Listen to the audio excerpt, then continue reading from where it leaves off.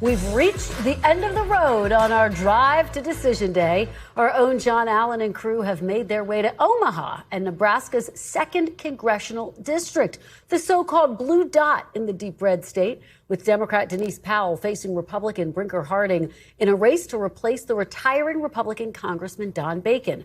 Omaha is the last stop in Jon's 5-state, 6-day, 8-district tour along I-80 that introduced us to voters in the competitive districts that may very well determine control of the House in November. Jon Allen joins me now.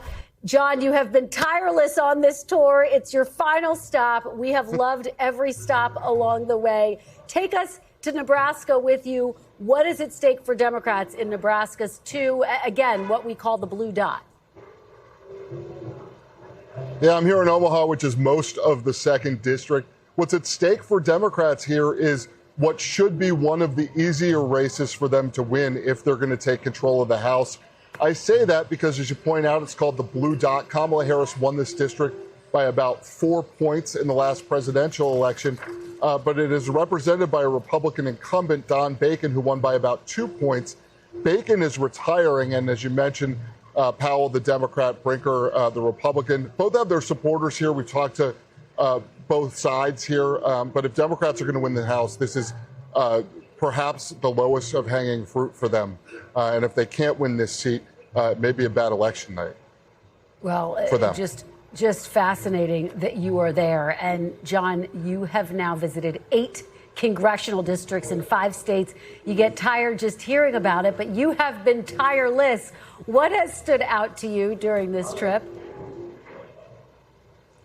One of the things that stood out to me is that everybody seems to have a message for the president of the United States. Some a little supportive, some are much more critical. And one of the things we did is asked every voter what they would say to the president. We call it Dear Donald. So take a listen. Well, I would say, like, ice and get out of here. Yeah, and treat your people with respect, because we're all human beings out there, like everybody. So, everybody should deserve the dignity of a right life. If you could say something to President Trump, you had an opportunity to talk to him and say something to him, what would it be? I love you, brother. If you could say something to President Trump right now, what would you say? Resign. You're destroying the country. I truly believe that President Trump is completely unhinged and disqualified from serving as president.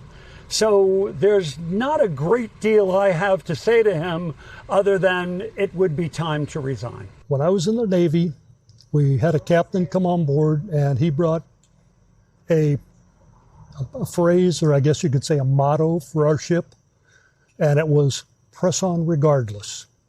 And that's what I would say to Mr. Trump. Press on regardless. I think he's doing a great job. And Christian, one of the things that also stood out is that we did talk to a number of Republicans who said that they were disappointed, that they felt the president had broken promises. If folks want to hear the rest of the Dear Donald, I think we'll be putting that online later. Well, we will definitely check that out. I mean, it's just so fascinating to hear from these voters in the different states that you have visited.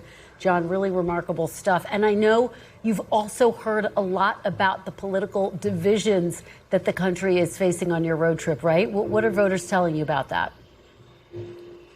Yeah, absolutely. People are telling us over and over again that they have difficulty having political discussions with their family, with their friends, that they feel like there's been something lost in our discourse and the civility about it. We talked to a broad number of voters about it, but we got a little sample here. I have a neighbor who I just love, but we can't even broach the subject. Is that sad? Have we lost something as Americans that we Yes. don't feel like we can talk to our friends because of politics? Yes, I would love to be able to talk to a Republican who is reasonable and share and ask them why you think this man is so wonderful. But I haven't found that person yet, and it's hard to broach the subject. Well, the conversations I have with friends and relatives avoids politics, because it becomes, too heated and too much emotion generated from both sides. From my perspective, irreconcilable differences, and one side doesn't understand the other. They see the world completely, they're different realities. I could care less who they represent or who they vote for. But a lot of people, if you don't follow their beliefs and vote for who they think, I think there's a real problem, because they'll drop you in a minute for that. We've lost friends over them. You know, they're Democrat all the way, no matter what. People are angry at Washington. They're angry at the establishment, but they're also angry at each other, Kristen. And I think a lot of them feel some sorrow over that. Well, she really emphasized that, the voter there, I think, in her comments. Jon, just extraordinary reporting all week long. Huge congratulations. Come on home. Come get a nap. Congrats to you, Frank Thorpe, and the team. Thank you for a remarkable week. We really appreciate it. You guys did great work out there. We thank you for watching. And remember, stay updated on breaking news and top stories on the NBC News app, or watch live on our YouTube channel.